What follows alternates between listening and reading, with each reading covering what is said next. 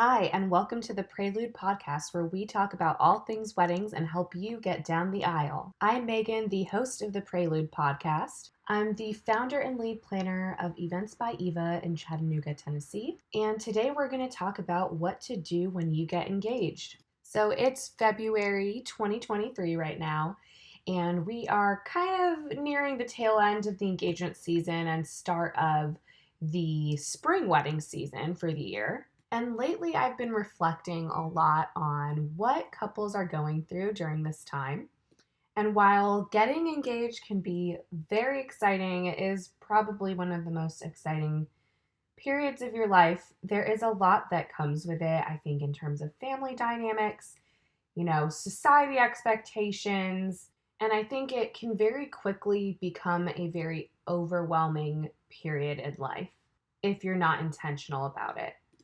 And even if you are intentional about it, you are going to be experiencing third party opinions that may be coming from family members, coworkers, close friends. And at the end of the day, you will have to make the decision to do what is best for you and your family unit that you are starting, or you will have to make the decision to choose to please others, which may not be the best decision for you. During your engagement season, you may be transitioning new jobs, graduating grad school, moving across the country. There's a lot of other life changes that are very time consuming and mentally consuming that often do happen during the engagement period as well. So, with all of this in mind, we're going to talk about a few steps that you can take once you first get engaged to hopefully help you structure your wedding planning into different phases so that you don't have to feel like you have to do everything all at once. So, let's say you just got engaged. What are you going to do first? And I'm going to say the first step is to soak it all in and take that moment to yourself and your fiance. It doesn't mean that the second you got engaged, you have to post it on social media. I think take a moment. If it involves you and your family and your closest friends as well, great. But take a moment to enjoy that you just got engaged and celebrate that a little. It doesn't need to be extravagant. It could just be the two of you spending time, being excited about it. And the reason I suggest doing this is the second you start telling everyone you're engaged, that is when all the opinions and suggestions start flowing in. And chances are you already kind of have an idea of what you want for your wedding, for your honeymoon, all those sorts of things. And when you can start off your engagement having a little bit of time, even if it's just a day or two, just to soak it all in on your own, I think it's going to help you be a little bit more clear-headed as you start your process of wedding planning. Because a lot of times when you first get engaged, immediately the question turns into, what's the date? Where's the wedding going to be? And you don't have to have all of that figured out right then and there the second that you got engaged. So once you've taken a moment to soak it all in, enjoy the fact that you just got engaged, now it's time to start planning your wedding. And so we have 6 steps that we like to focus on from start to finish to help you plan the phases of your wedding planning.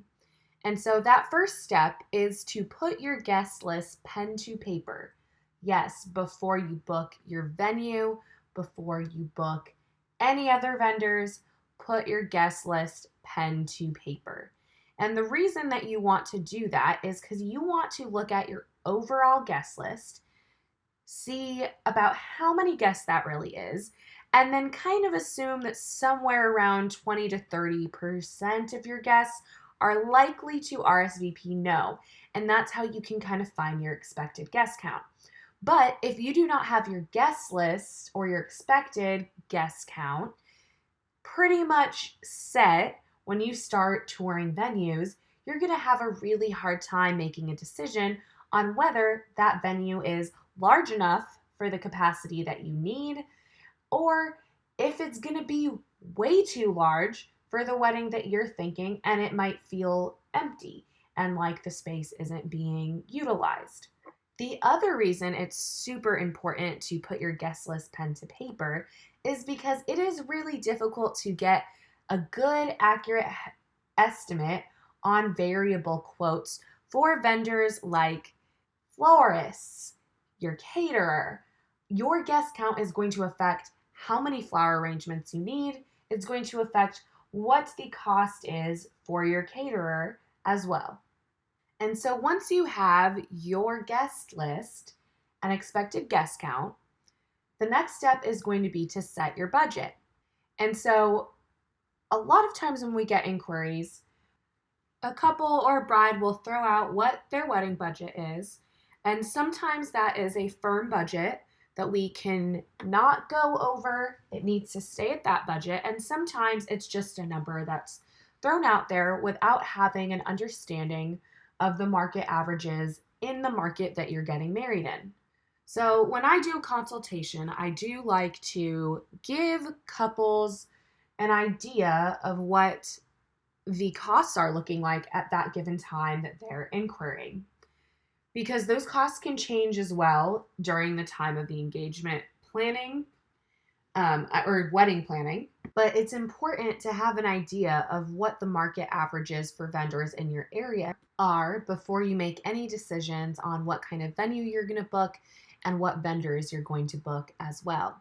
So what I would suggest is to reach out to vendors that you've come across. Let them know you're in the early stages and that you're trying to get an idea of what the market averages are in your area. And maybe a good place to start with this might be sending an inquiry to a wedding planner, because a lot of wedding planners do offer free consultations and might be happy to share all of this information for you so that you can get an idea of what your realistic budget might be for what you are wanting. And so once you've done your research and gathered your market averages for the area, we're going to move on to step 3. And that is to prioritize the 3 aspects of your wedding that are the most important to you. So once you and your fiance have chosen the 3 areas that are the most important to you, those are going to be the areas that you're going to want to allocate your investment of your budget into and prioritize. So, for example, if food is not what's most important to you, then you don't need to book the most expensive caterer in town. And now, step 4, we're officially getting to start planning and booking. And now it is time to book your venue. You should have an idea of what your guest count looks like. At this point, you should also have an idea of what your budget is looking like and how much you have to allocate of your budget to a venue. So now's the time to start touring venues and ask all those frequently asked questions. And we do have a YouTube video on our YouTube channel that talks about questions that we would recommend asking as you're going about touring venues. And then so once you find a venue that suits your budget and suits your desired aesthetic, it's now time to move on to step 5 and officially book your necessity vendors. Now, if you've booked an all-inclusive wedding venue, this process might be a little bit different than if you've booked a venue where you're required to book all of your vendors for the day. And so we're going to take this approach as if you are booking vendors and booked a venue where you have to book all vendors and outsource all vendors for. So while decor and flowers might be on your priority list, and while it might be one of the most fun parts of planning a wedding, in my personal opinion, you will need to book your necessity vendors first, because they oftentimes tend to be a larger chunk of that budget, and we know that we're going to have them regardless. So let's say the example we gave earlier was catering may not be your top priority. We're still going to book that first after we book the venue. because it may be a larger chunk of the budget. Now, that doesn't mean we have to book that most expensive caterer in town. We can still book a maybe less expensive caterer within our budget, but we're going to book that first so that we have a realistic idea of what is left over after we book our necessity vendors in our budget. So, who might those necessity vendors be? And this might be a little controversial, but I'm going to say that your necessity vendors would be your caterer, your bartenders, an alcohol provider, which could be you if you are serving alcohol at your wedding. And then I'm also going to put some form of entertainment in this category, whether that's a DJ or whether that's a band. Some sort of music aspect, because that's going to be needed for the ceremony and it's also going to be needed for the reception. Sometimes I think a DJ is an area that tries to be DIY'd, and there is a lot of sound equipment and moving pieces that go into the entertainment aspect of a wedding that also go hand in hand with moving the event along from an MC perspective. So I do think that that is really important and a necessity to have. I would also say your planner or day of coordinator would go in this category. If you are hiring a wedding planner, you may want to do that before you hire your caterer so that they can be involved along that full process. Or if you are hiring a coordinator or month of planner, then I would also put that in this category too, just because they also might have recommendations for you that they can send of vendors that they've worked with in the past. A few other vendors for the necessity vendors would include your photographer, your videographer, and your hair and makeup artist if you are choosing to have those. Your officiant can go into this necessity category as well, but a lot of weddings do have a personal contact that they do want to fulfill this role. Now, once you have all of your necessity vendors booked, it's time to review your budget, see what we have left over, and start moving on to the wedding design phase and our final phase in the wedding planning before you get into the coordination phase, which is really going to be part of what your wedding planner helps you with and guides you throughout. So, once you know what you have to work with for your wedding design and florals, now's the time to start putting together a mood board if you don't have a wedding planner that's doing this for you. Your mood board, I think, should include a direction for personal flowers. That's where all of the rest of the flower arrangements will stem from, but the personal flowers, meaning your bouquet, bridesmaids' bouquets, any boutonnieres, kind of set the tone and style for the rest of the floral arrangements. So you'll want to do a mood board for personal flowers. You'll want to do a mood board for your ceremony flowers, your reception flowers. And then you'll also want to put together a color scheme. A lot of the examples of what you're going to find are not going to 100% fit your color scheme for your wedding. So you'll want to include aspects of shapes that you like, and then include, an example that might be for color or sizing or something along those lines. In your mood board, you will also want to include an example of linens, dishware, miscellaneous decor like candles, table number signs. You could do a whole board just on signage, but having your ideas fleshed out in some way, whether you're doing it or your planner is doing it, to be able to send to a decor company or to be able to send to a florist is going to help them better serve you with their proposal in terms of meeting the expectations that you would want. So once you've booked everything you need vendor-wise for your design and decor, it's now time to get into the coordination process in the last 2 months or so before your wedding. And this is something you're going to do alongside with your wedding planner or wedding coordinator. They're probably going to do a lot of this as well, depending on what kind of package you hired them to do. And somewhere throughout this process, you're also, of course, going to want to do the tasks like sending out your save the dates. Those are usually sent out somewhere around 6 to 9 months before the wedding, depending on if it's a destination wedding or not.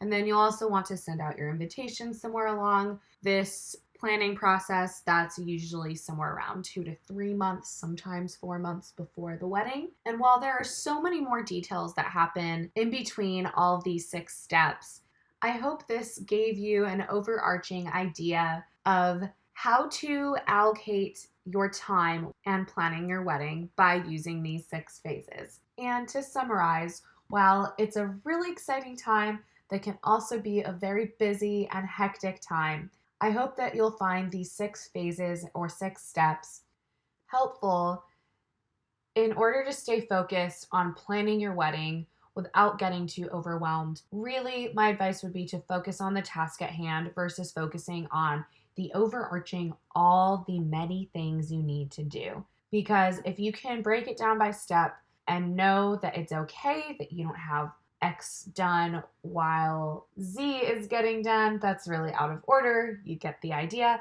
It's really going to help you have a peace of mind and enjoy the planning process much more. So, in our first episode, we spoke about how we can sometimes get really caught up in the material aspect of the wedding planning and not focus as much on what it really means to be getting married and what is really the most important. It's the fact that you're getting married, your relationship, and what happens after you walk down the aisle. And that we were going to touch on 2 kind of interview job-like questions in each episode. And I'm going to touch on these very quickly for today because I did just answer them in the first episode. But those 2 questions are, what does success look like to you, both personally and professionally? And what are your weaknesses and how would you rate how you're doing with them right now? And if you'd like more context on why we're doing this, I would definitely recommend listening to our first episode if you haven't already. But for me, I had mentioned that what success looks like to me, both personally and professionally, means having a well-balanced life. And I have recently been doing a bit better on this, but I think in the last week I have not been doing as well. I have really wanted things to get done, which ties into my weakness and answers question 2. I really don't like things piling up, and sometimes it interferes with my work-life balance. And I'm not doing as well with this because I think that right now I'm taking a lot of things in my work life personally and not doing as good a job of separating my work life and my professional life. And I think it's kind of a challenge when you own your own business. A lot of times there are blurred lines between your personal and professional life. Obviously, your business is a reflection of you. And so it's really hard to kind of shut off that part of your life, your work life, and not let little things get to you. And I think something I do a lot of the time is I know that the engagement season and wedding planning process is just one aspect of what's going on in a couple's life, but there is so much else going on in their lives, like I mentioned earlier in this episode. And sometimes that can make the wedding planning process more stressful. And sometimes it's hard to separate the fact that I cannot change and I cannot fix what is happening in a couple's lives and the many things going on during this time period for them other than the wedding. But I want to, because that would also make my life more easy and their life more easy. But that's where I have to kind of separate and do the best that I can do in my job, but also know that I'm a person who has a life and has a family and has to prioritize my life as well. So to conclude, besides these 6 steps or 6 phases that are helpful when you're planning your wedding after you recently just got engaged, I hope that you can take this perspective here and reflection that we've done here at the end of the episode from my experience, and also remember that your life and your family is of utmost importance. Even while you are planning this wedding, there might be really hard family dynamics, but remember to prioritize the reason that you are getting married.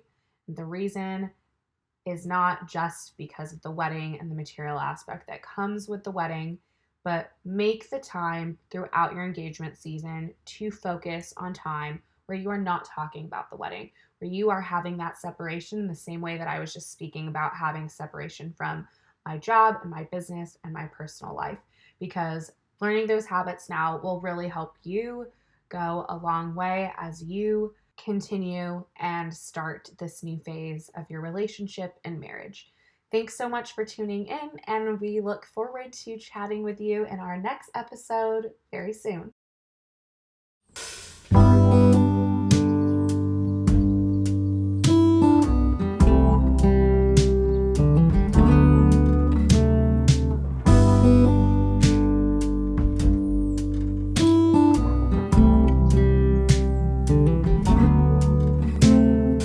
Open air, side by side we sway there in all the colors.